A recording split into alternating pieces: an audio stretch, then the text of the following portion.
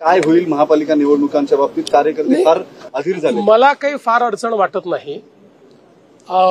या निवडणुका इलेक्शन कमिशननी तयारी सुरू केलेली आहे.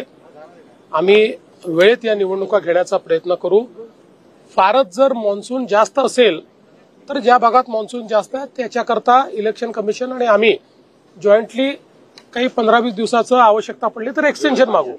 पण वेळेत या निवडणुका पूर्ण केल्याच पाहिजे असा आमचा प्रयत्न आहे. वेळेत महापालिका किंवा स्थानिक स्वराज्य संस्थांच्या निवडणुका होतील, मात्र महायुती म्हणून ही स्वबळावरती तुमची काय नाही, आम्हाला या निवडणुका महायुती म्हणूनच लढायच्या आहेत.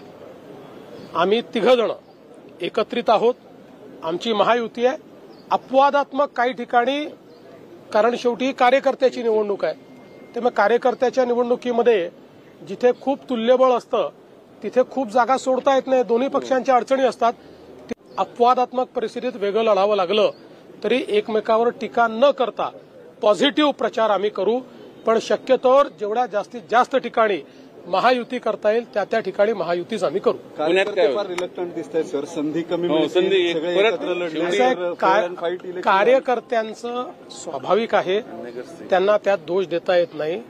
कारण कार्यकर्ते जे 5-5, 7-7 वर्ष काम करतायत त्यांना असं वाटतं आता आमची संधी आली, आम्हाला संधी मिळाली पाहिजे.